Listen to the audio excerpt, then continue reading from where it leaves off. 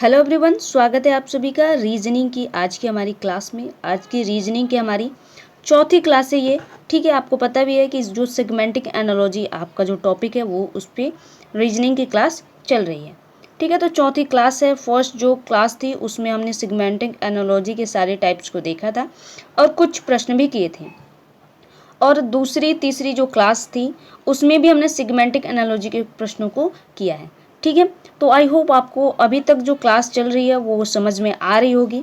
ठीक है, तो यहाँ से आज से जो है आपको भी आंसर साथ में देते हुए चलना है कि इसका राइट जवाब क्या होगा। ठीक है, प्रश्न को पढ़िए, मैं भी पढ़ रही हूँ और आप भी बताइएगा कि इसका जवाब क्या होगा। ठीक है, कमेंट में करते हुए चलिए। आप कह रहा है कि कौवा का संबंध चीख से है तो उल्लू का संबंध किससे है।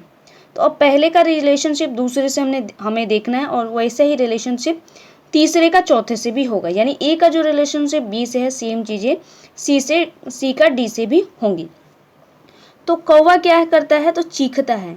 यानी कौवा चीखता है, यानी कौवा जो बोलता है या जब चिल्लाता है तो उसे चीख बोलते हैं।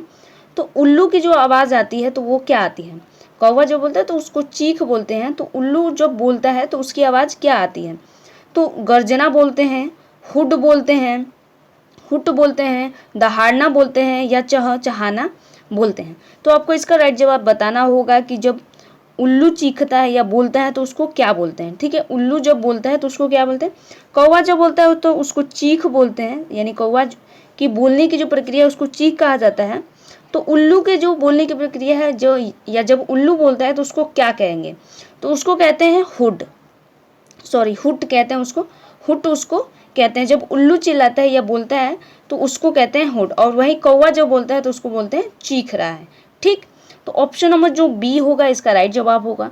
आई होप आपको समझ में आ रहे होगा। जो रिलेशनशिप पहले का दूसरे से है सेम रिलेशनशिप, मैंने सारी क्लासेस में ये सेम चीज़ें बात कई बार रिपीट की है कि पहले का यानी ए का जो संबंध बी से है सेम चीज़ें सी का डी से भी होंगी। ठीक है, तो ऑप्शन नंबर जो बी है इसका राइट जवाब है। अगले प्रश्न पे चलते हैं। अगला प्रश्न कह रहा है कि कागज का संबंध लुगदी से है तो शराब का संबंध किससे होगा। ठीक है, कागज का संबंध लुगदी से है तो शराब का संबंध किससे होगा, सेब से होगा, गन्ना से होगा, अंगूर से होगा या पानी से होगा। कागज जो बना होता है, अगर बात करें कागज किससे बनता है तो लुगदी से क्या होता है, कागज का निर्माण होता है। जो पेपर होता है कागज वो किससे बनी होती है, तो लुगदी से बनी होती है। तो अब बताना पड़ेगा कि हमें जो शराब जो बनी होती है किससे बनी होती है। तो आपकी जो शराब बनी होती है वो अंगूर से बनी होती है, यानी ग्रेप्स से जो उसका रस होता है उससे क्या होती है कि शराब बनती है।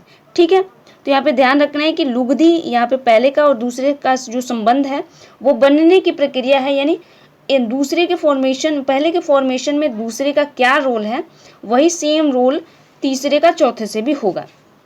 ठीक है, तो हमारी जो कागज बनी होती है लुगदी से, तो शराब जो बनती है वो किससे बनती है, तो अंगूर से बनती है।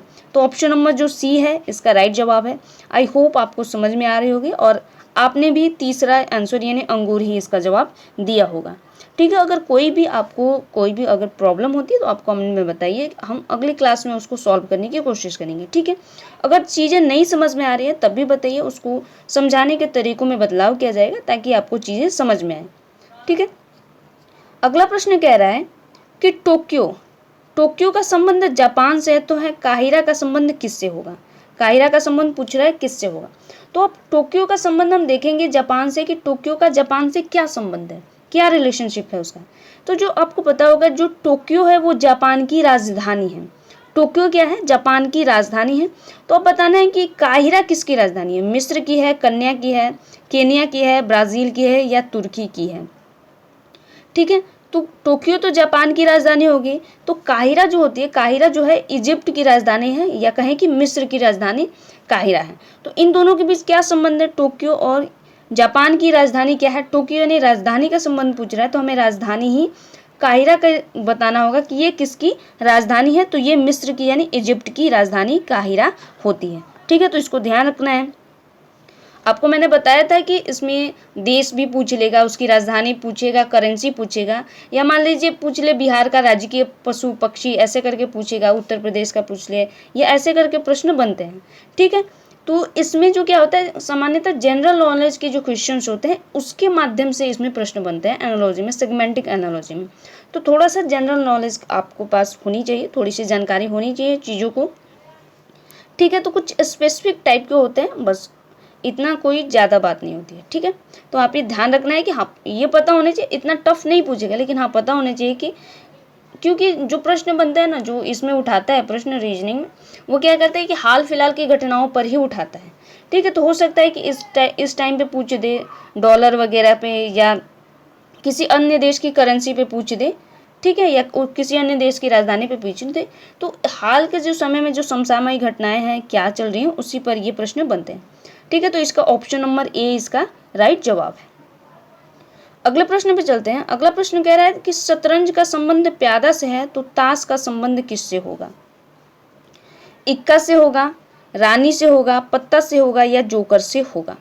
शतरंज में एक जो मोहरा होता है प्यादा, ठीक है, शतरंज का एक मोहरा होता है या एक शतरंज का एक हिस्सा होता है प्यादा, ठीक है, शतरंज का एक हिस्सा होता है प्यादा। तो वही ताश का हिस्सा क्या होगा?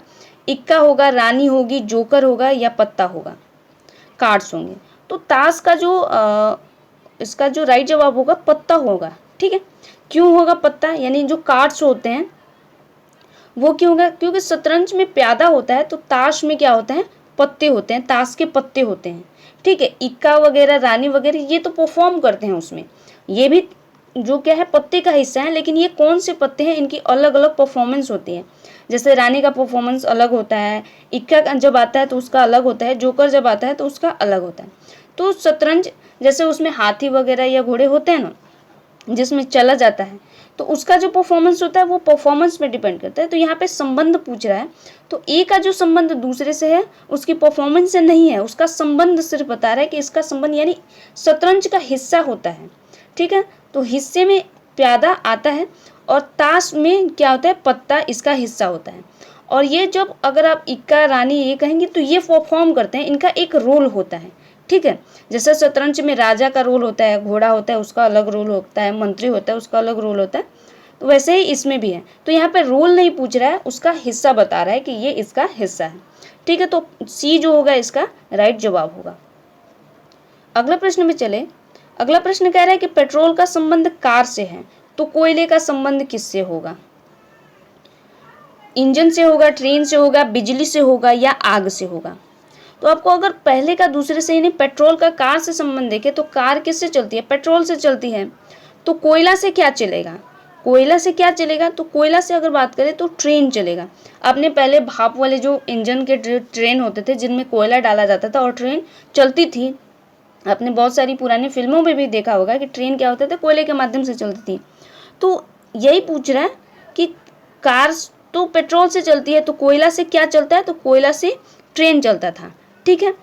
क्योंकि यहाँ पे व्हीकल की बात हो रही है, यहाँ पे व्हीकल की बात हो रही है, यानी तो कार भी कार एक व्हीकल है जिसमें पेट्रोल डाला जाता है। तो कोयला में भी क्या किया जाता था कि ट्रेन में क्या किया जाता था? कोयला डाला जाता था जिससे कार चलती थी। तो पहले का जो दूसरे से संबंध है सेम संबंध तीसरे का चौथे से भी होगा। यहाँ पे कोयले का संबंध आप बिजली से भी कह सकते थे कि बिजली क्यों नहीं है? तो बिजली बनती है, कोयले से बिजली बनती है, कार पेट्रोल से कार नहीं बनती है, ठीक है। पेट्रोल से कोई कार बनते हुए देखा है? कार किससे बनती है? इंजन से बनती है। लेकिन यहाँ पे जो संबंध हो रहा है कार चलती है पेट्रोल से, ठीक है। तो यहाँ पे चलने की बात हो रही है। तो वही ट्रेन जो पहले के चलती थी वो कोयला से चलती थी। तो यहाँ पे ध्यान रखना है इसको, ठीक है। तो ऑप्शन अगर जिन्होंने सी लगाया है वो बिल्कुल गलत लगाया है, बी इसका राइट जवाब होगा। क्यों होगा ये मैंने आपको समझा दिया, ठीक है। अगले प्रश्न पे चलते हैं। कह रहा है कि रक्तचाप जो है सिग्मो मैनोमीटर से नापा जाता है, तो भूकंप का मापक कौन है? यानी रक्तचाप यानी जो ब्लड प्रेशर है उसको जो ये नापने की मीटर होती है, यानी जो नापने की तरकीब है ये सिग्मो मैनोमीटर, ठीक है। तो भूकंप का मापन किससे किया जाता है? तो बैरोमीटर से किया जाएगा, सिस्मोग्राफ से किया जाएगा, हाइग्रोमीटर से किया जाएगा, यानी या एनीमोमीटर से किया जाएगा। तो आपको पता है कि जो भूकंप का जो मापन किससे किया जाता है? तो सिस्मोग्राफ से भूकंप की तीव्रता को मापा जाता है, ठीक है। जैसे ब्लड प्रेशर का जो तीव्रता होती है, यानी कितना आपका ब्लड प्रेशर इस टाइम पे है, चढ़ गया है, कम हुआ है, ये किससे नापा जाता है? तो सिग्मोमैनोमीटर से नापा जाता है। वैसे ही भूकंप की तीव्रता कितनी है, तो वो किससे नापा जाएगा? तो ऑप्शन नंबर बी होगा, सिस्मोग्राफ से नापा जाता है। तो पहले का दूसरे से जो संबंध है, सेम संबंध तीसरे का चौथे से भी होना चाहिए, तभी आपका राइट जवाब होगा। ठीक है, तो ऑप्शन नंबर जो बी है इसका राइट जवाब है। अगले प्रश्न पे चलते हैं। अगला प्रश्न कह रहा है कि प्रकाश का संबंध मोमबत्ती से है, तो ऊष्मा का संबंध किससे होगा? प्रकाश का संबंध मोमबत्ती से है, तो ऊष्मा का संबंध किससे होगा? बल्ब से होगा, सूर्य से होगा, बिजली से होगा या आग से होगा? तो अगर बात करें हम पहले का दूसरे से क्या संबंध है, मोमबत्ती से क्या निकलता है? प्रकाश निकलता है। ठीक है, मोमबत्ती क्या करती है? प्रकाश प्रदान करती है, यानी मोमबत्ती से प्रकाश उत्पन्न होता है। तो ऊष्मा किससे उत्पन्न होती है? ऊष्मा को बोलते हैं तपन, जैसे ताप बोलते हैं। ऊष्मा यानी ताप किससे प्राप्त होगा? तो आग से क्या होगा? ताप निकलता है। ठीक है, ऊष्मा निकलती है। ठंडियों में देखेंगे या गर्मियों में तो हीट जो होता है, हीट वो ऊष्मा होती है, हीट। ठीक है, तो आग से क्या होता है? ये निकलती है ऊष्मा, क्या होती है? आग से निकलती है। मोमबत्ती से प्रकाश निकलता है, तो ऊष्मा से आग निकलती है। आप बोल सकते हैं यहाँ पे कि सूर्य से भी तो प्रकाश निकलता है, तो यहाँ पे ध्यान रखना है कि सूर्य से प्रकाश नहीं निकलते, यहाँ पे ऊष्मा की बात हो रही है। ठीक है, और यहाँ पे एक गैजेट जल रहा है। मोमबत्ती जब जलती है, मोमबत्ती को जब आप जलाएंगे यानी उसमें आग लगाएंगे तभी प्रकाश उत्पन्न होगा। वैसे ही आग जब जलेगा तभी ऊष्मा निकलेगी, ऐसे बिना जले हुए ऊष्मा नहीं निकलेगी। तो ये भी ध्यान रखना है कि किन कंटेक्स्ट में बात कर रहा है ये। मोमबत्ती, अगर एक मोमबत्ती का आपने ले लिया, उसको जलाया नहीं, तो उससे प्रकाश तो निकलेगी नहीं। वैसे ही आग, अगर लकड़ी का गट्ठा ले लिया आपने, उसमें आग लगाया ही नहीं, तब तक उससे ऊष्मा जो है नहीं निकलेगी। ठीक है, तो ऑप्शन नंबर जो डी है इसका राइट जवाब होगा। आग से क्या होती है? ऊष्मा निकलती है। यहाँ पे बल्ब राइट जवाब नहीं होगा, बल्ब से भी प्रकाश निकलता है, न कि ऊष्मा निकलती है। ठीक है, और सूर्य से आपको पता है कि वो तो तेज है, और बिजली से ऊष्मा की प्राप्ति नहीं होती है। ठीक है, आप बोल सकते हैं कि बिजली से ऊष्मा की प्राप्ति क्यों नहीं होगी? हीटर लगा देंगे तो उससे तो ऊष्मा निकलेगी। तो यहाँ पे हीटर की बात नहीं की गई। हीटर अगर होता तब राइट जवाब यहाँ पे हीटर कह सकते थे कि हीटर से ऊष्मा निकल सकती है। जब हीटर को आप ऑन करेंगे तो उससे ऊष्मा निकलेगी, लेकिन बिजली जो डायरेक्ट है उससे ऊष्मा नहीं निकलेगी। ठीक है, तो ऑप्शन नंबर जो डी है इसका राइट जवाब होगा आग। तो आई होप आपको समझ में आ गया होगा कि इसका ऑप्शन आग ही हमने क्यों सेलेक्ट किया हुआ है। ठीक है, अगला प्रश्न कह रहा है कि लेखक का संबंध पांडुलिपि से है, तो बढ़ई का संबंध किससे होगा? लकड़ी से होगा, फर्नीचर से होगा, मशीन से होगा या आरी से होगा? तो अब आपको बताना है कि बढ़ई का संबंध किससे है। तो पहले का दूसरे से संबंध देखिए। लेखक क्या करता है? पांडुलिपियों की रचना करता है। जो पांडुलिपि होती है उसकी रचना कौन करता है? तो लेखक करता है। तो बढ़ई क्या करेगा? यानी वो काम क्या करेगा? कुछ बनाएगा ना, तो बनाएगा तो यानी फर्नीचर। बढ़ई का संबंध किससे होगा? फर्नीचर से होगा, लकड़ी से नहीं होगा। पांडुलिपि जैसे एक तरह की पुस्तिका होती है, उसको वो बनाता है या उसमें लिखता है वो। ठीक है, तो लेखक क्या करता है? पांडुलिपि से संबंध है, तो बढ़ई क्या करेगा? फर्नीचर से संबंध होगा। आरी वगैरह नहीं होगा। बढ़ई आरी चलाता है, उसका यूज वो करता है, लेकिन यहाँ पे आरी इसका जवाब नहीं होगा, क्योंकि ये पांडुलिपि की बात कर रहा है, वो क्या बना रहा है। तो फर्नीचर यानी उसका काम क्या होता है?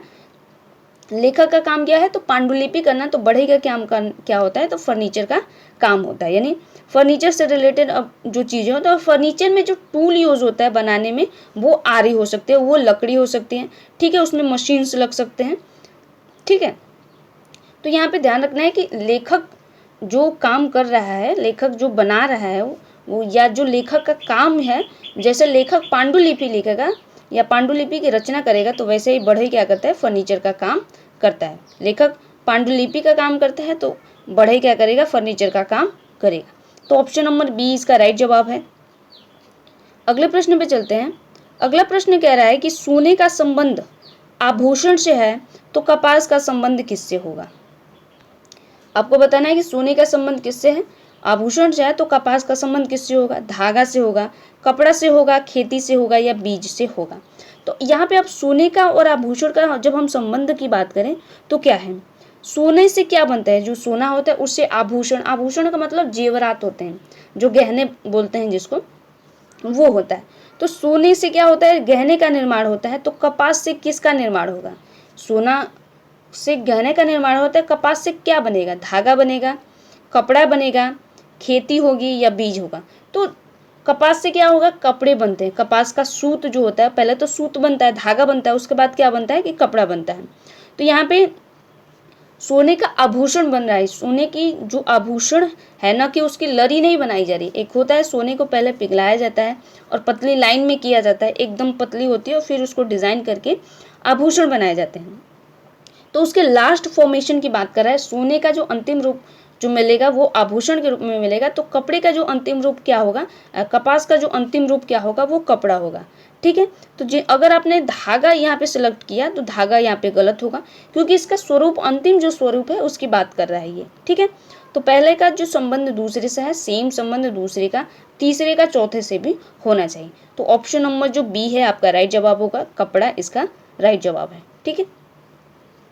अगला प्रश्न कह रहा है, और अंतिम प्रश्न है ये हमारा, कह रहा है कि पर्वत का संबंध चोटी से है, तो नदी का संबंध किससे है। नदी का संबंध किससे है, तो किनारा से है, धारा से है, मुहाना से है, या सहायक नदी से है। तो अगर बात करें इन दोनों के बीच संबंध क्या है, पर्वत और चोटी का संबंध क्या है। पर्वत की जो सबसे लास्ट स्टेज होती है, जो पीक होता है, उसको चोटी बोलते हैं। ये मान लीजिए ये पर्वत है, ये जो पीक है इसको चोटी बोलेंगे, यानी इसका जो अंतिम छोर है, ये बात कर रहा है, अंतिम छोर को बता रहा है। तो नदी का अंतिम छोर क्या होता है, मान लीजिए यहाँ से नदी निकली तो इसका अंतिम छोर क्या होगा, तो वो अंतिम छोर होता है जहाँ पे समुद्र में वो जाके मिलती है, वहाँ पे। यहाँ मान लीजिए यहाँ से एक नदी बहती हुई जाए और यहाँ पे समुद्र है, तो यहाँ पे उसका अंतिम छोर होगा, तो उसको क्या बोलते हैं, तो उसको बोलते हैं नदी का मुहाना, यानी लास्ट स्टेज बोलते हैं उसको। ठीक है। नदी का मुहाना लास्ट होता है। नदी का जो, जैसे पर्वत की जो लास्ट चीज़ होती है वो चोटी होती है, यानी पीक जो होता है उसकी चोटी होती है, वैसे नदी का जो लास्ट स्टेज होता है वो मुहाना होता है, क्योंकि वहाँ के बाद वो जाके मुहाने के बाद क्या करती है, नदी में वहीं पे जाके वो समुद्र में मिल जाती है। ठीक है। तो ऑप्शन नंबर सी इसका राइट जवाब होगा, नदी का संबंध किससे है, तो मुहाना से। किनारा नहीं होगा, नदी है, ये नदी बह रही है, तो ये जो साइड का पार्ट है वो किनारा है इसका। ठीक है। ये नदी बह रही है और ये जो साइड का पार्ट है वो किनारा है, और यहाँ से कोई नदी आकर अगर मान लीजिए इसमें मिल रही है तो ये सहायक नदी होगी, और ये इसमें जो लहरें ऐसे ऐसे करके चल रही हैं वो उसकी धारा होती है। ठीक है। जो बहती है वो उसकी धारा होती है। तो जो इसका राइट जवाब होगा ऑप्शन नंबर सी होगा। पर्वत की जो चोटी होती है, पर्वत की चोटी होगी, तो नदी का क्या होगा, मुहाना होगा। तो ऑप्शन नंबर जो सी है इसका राइट जवाब। सो आई होप आपको आज की क्लास पसंद आई होगी। आपको आज की क्लास कैसी लगी ये कमेंट में ज़रूर बताइएगा। अगर कोई भी प्रॉब्लम हो रही है क्वेश्चन को सॉल्व करने में, या कुछ समझ में नहीं आ रहा है, तो कमेंट में ज़रूर बताइएगा कि हाँ मुझे ये प्रॉब्लम है, या इस तरह की मैं समस्याओं को फेस कर रहा हूँ या कर रही हूँ, तो मैं उसको सॉल्व करने की कोशिश करूँगी, और ईजी वे में मैं लेकर चल रही हूँ। और अगर आपको समझ नहीं आ रहा तो इससे भी आसान तरीका ढूंढने का प्रयास किया जाएगा ताकि आपको समझ में आए। ठीक है। अगर आप ही लोगों को समझ में नहीं आएगा कि कैसे क्वेश्चन सॉल्व हो रहे हैं तो इसका कोई लाभ नहीं है क्लासेस का। ठीक है। तो कमेंट में ज़रूर बताइएगा, और कितने 10 में से आपने कितने प्रश्नों को सही किया है ये ज़रूर बताइएगा कि आपने 10 में से कितने प्रश्नों को सही किया है। ठीक है। तो मिलते हैं अगली क्लास में गाइस, तब तक के लिए धन्यवाद।